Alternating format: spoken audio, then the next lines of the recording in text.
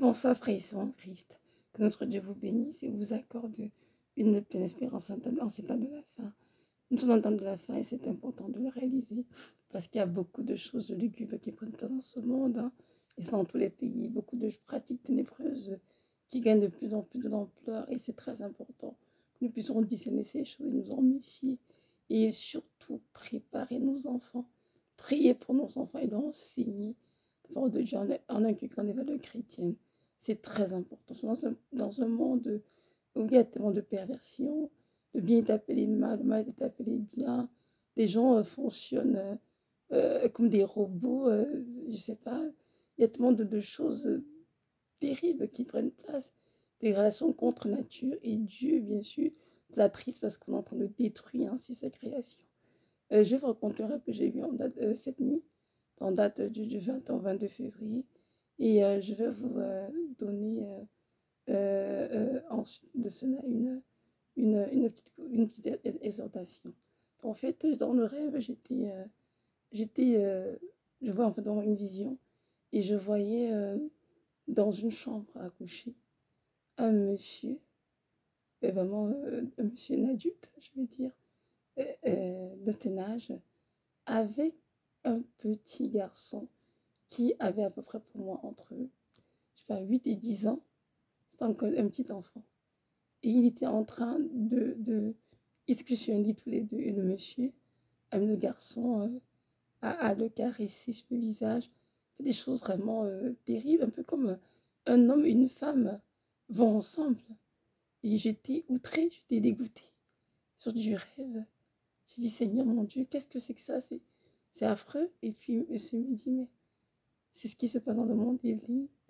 C'est dans ça que vous allez. Il y a beaucoup de choses qui prennent place. Et il faut vraiment prier contre cela. Et je vous assure, c'était une scène lugubre, une scène macabre. Et j'ai dit, Seigneur, le petit enfant, il est innocent. Il dit bien sûr, mais l'adulte,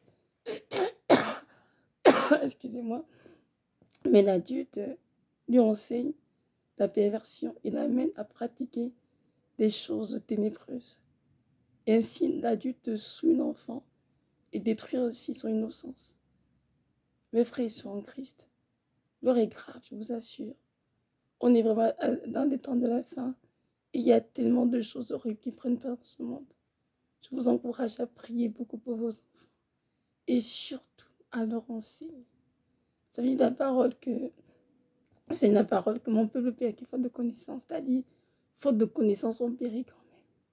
Il y a beaucoup d'enfants pardon, qui sont kidnappés, qui sont volés, qui sont conduisant des relations contre nature. Parce que la pédophilie dont il est question ici, bien sûr, c'est une pratique contre nature. Ça n'a aucun sens. Et en plus, on voit, c'était dans le rêve, c'était un monsieur avec un garçon. C'est l'homosexualité qui s'y joint. C'est très grave. Comment les adultes abusent des enfants. Et ce, c'est dans tous les pays que ces choses prennent place. On voit ici, dans ma vision que j'ai eue, on voit Dieu qui met en relief la pédophilie, qui est une pratique ténébreuse. Le fait d'avoir une relation entre adulte et un enfant, et aussi l'homosexualité. Parce que nous, c'était un homme et c'était un enfant, un petit garçon, qui vivait entre 8 et 10 ans, dont nous voyons ici deux pratiques qui sont contre les valeurs de Dieu. Et nous devons vraiment prier pour que le Seigneur intervienne. Et pour ces enfants qui sont innocents, qui parfois sont dupés aussi, ils sont encore tout petits, et se retrouvent dans des relations terribles, malsaines, qui va bien sûr leur causer beaucoup de tort. Je vous encourage, vous qui êtes chrétiens, à prier beaucoup pour les enfants. Pas juste nos enfants à nous, nous qui sommes sauvés, mais pour tous les enfants du monde, afin que Jésus-Christ les préserve de tout mal, afin que le Seigneur vraiment donne au foyer à tous les enfants qui sont dans la rue, qui n'ont pas où aller, et qui se sont à voir comme ça à cause de la misère, de la pauvreté, pas des adultes en échange de l'argent. Ce sont des choses qui prennent place autour de nous tous les jours. On est juste au courant, on se dit non, je suis chez moi tranquille, avec mes enfants, tout va bien, mais non. Il y a les voisins du voisin, peut-être c'est pas chez le voisin, on ne sait pas. Je vous en supplie, mes frères et sœurs en Christ, prions beaucoup. Et comme j'ai dit ici, je vous encourage à enseigner vos enfants. Enseignez dans la parole de Dieu. N'ayez aucune crainte, n'ayez pas peur de leur enseigner les valeurs de Dieu. Ce que dit la parole sur la pédophilie, ce que dit la parole sur l'homosexualité, moi je l'ai fait mes enfants. Et ils sont très, très, comment dirais-je, ouverts d'esprit pour bien apprendre ces choses. Ils sont des enfants, ils sont innocents. Donc, si on ne leur enseigne pas la vérité, qui les a franchis, demain, ils pourront se retrouver dans des situations difficiles où on leur propose des choses contre nature et ils font placer sans savoir que ce n'est pas de Dieu. Il faut vraiment leur enseigner, insister. Vous n'avez pas envie de enseigner vos enfants lorsque vous levez, lorsque vous couchez, lorsque vous irez en voyage. Tout ce qui est dans Deutéronome. Nous sommes appelés à enseigner nos enfants tous les jours. Et donc la parole de Dieu est en ce temps de la fin où les choses sont vraiment de plus en plus difficiles. C'est important que les enfants sachent et connaissent toute la vérité pour pouvoir prendre position dans la société, pour pouvoir ne pas se laisser embobiner dans des relations contre nature. C'est très, très important. Et ça, c'est le rôle du parent. Il y a beaucoup de parents qui laissent les enfants à l'école du dimanche et tout. Oui, l'école du dimanche peut faire des petites affaires, mais comprenez bien que ce sont les parents qui doivent enseigner nos enfants à la maison d'abord. L'école du dimanche est juste un complément. Donc, parents, je vous encourage à arrêter de perdre votre temps devant des matchs de football, devant des tablettes, et de prendre le temps de vos enfants et de leur enseigner des choses de la Bible, la parole de Dieu, qui va les affranchir, les garder jusqu'à la vie éternelle. C'est très important. Cette génération, je vous assure, c'est une génération d'enfants qui est très attaquée, très attaquée. À notre temps, à le âge, mon Dieu, si je pensais encore un peu plus d'innocence, on était plus protégés, puis de nos jours avec les tablettes, technologies et toutes sortes de choses, les enfants sont, comment on dit, sont touchés de partout. Les enfants sont vraiment aux aguets. Et l'ennemi ne les lâche pas. L'ennemi veut absolument détruire les enfants. Parce qu'ils sont bien sûr le futur. Ce sont eux qui vont tout faire de demain. Dans l'œuvre de Dieu. L'ennemi s'acharne tous les jours à les conduire dans des choses terribles. Il faut que leur âme soit détruite. L'heure est grave, mes frères et sœurs. Veillez sur vos enfants. Veillons sur nos enfants. Sur la parole de Dieu. Et ils nous vont veiller où vont nos enfants. Avec qui ils marchent. Ceux qui dorment nos enfants. Il y a des gens qui descendent pour dormir n'importe où, n'importe comment. Non. Il faut toujours prier dans le Seigneur. Est-ce qu'on n'aura pas sa nuit chez terre? Dans la maison, la règle est très simple. Mes enfants ne dorment chez personne et puis c'est tout. Et ils le savent. Parfois, ils sont invités par des amis, ils se mettent à bougonner, à pleurer. J'ai dit non. C'est non, je ne sais pas chez qui, mon enfant, je ne sais pas c'est quoi le vie de pratique. Et même si on dirait chrétien, quel chrétien de nos jours, étant de faux chrétiens. Autour de vous, gens qui nom de Jésus, comme couverture, il faut encore bien pécher en dessous. Donc, je suis très, très mal à l'aise devant mes enfants. Allez dormir que ce soit. Il faut aller une invitation parce que je des amis, mais ils viennent dormir chez nous. Peu importe l'heure à laquelle ils vont rentrer, mon mari ira les chercher. Il les ramène à la maison. Puis c'est tout.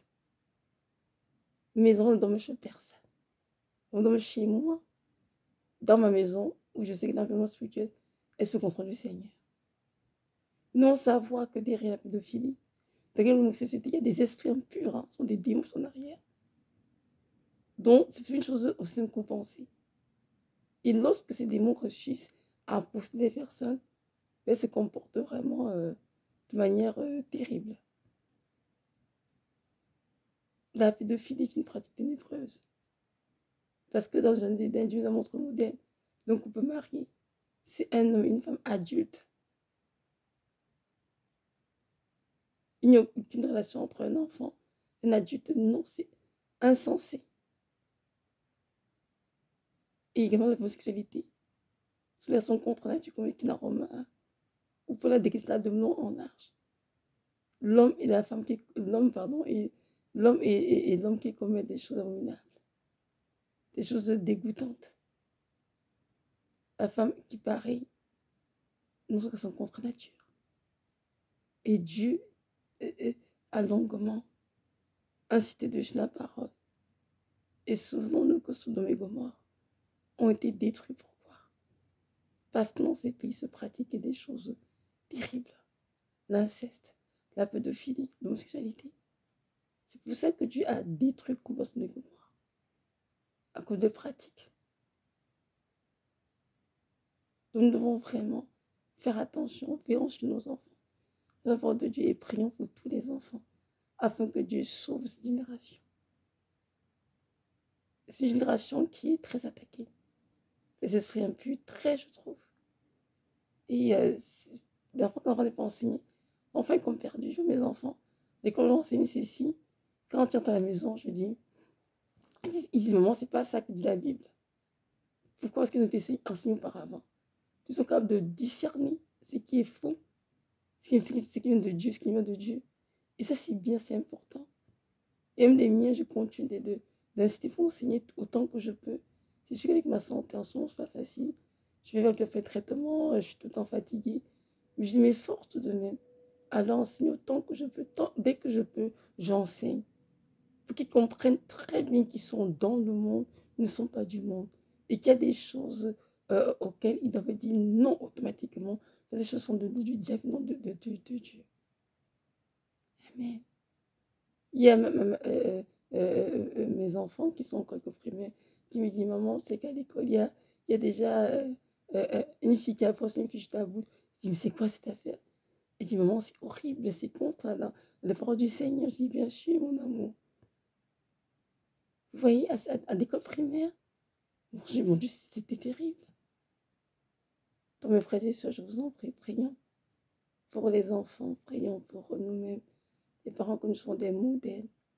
Et prions vraiment, veillons sur nos enfants et protégeons-les contre les œuvres du diable. Prenons, Seigneur, vraiment la grâce de toujours découvrir dans la prière, de prier avec eux, de leur enseigner la vérité, car c'est la cause de la vérité qui les a franchis. Ils ne sont pas trop petits, vous connaissez, ils voient ça à l'école. Ils voient beaucoup de choses, donc c'est important qu'on leur enseigne pour qu'ils puissent comprendre ce qui est de Dieu, ce qui ne l'est pas, et qu'ils puissent s'en préserver eux-mêmes. C'est très important. Donc voilà, c'est ça que je partage avec vous aujourd'hui. Que notre Seigneur vous bénisse et donne cette grâce d'être en état d'éveil spirituel et de beaucoup prier et de veiller jusqu'au retour du Seigneur. C'est tout ce qui revient bientôt. Chercher une église glorieuse sans tache ni ride. Il faut se préparer. Il va juste aussi nos enfants, bien sûr. Nous, on est préparés. Entrer au ciel, être enlevés. Et pour ça, nous devons tous nous sanctifier. Nous, en tant qu'adultes, et aussi nos enfants. Et se sanctifier, mes enfants, mes frères et sœurs, que c'est possible. Il faut juste prier pour les enfants et leur enseigner la vérité. Et le Saint-Esprit qui est en nous fera le reste. N'ayons aucune crainte, n'ayons pas peur de lancer la parole de Dieu.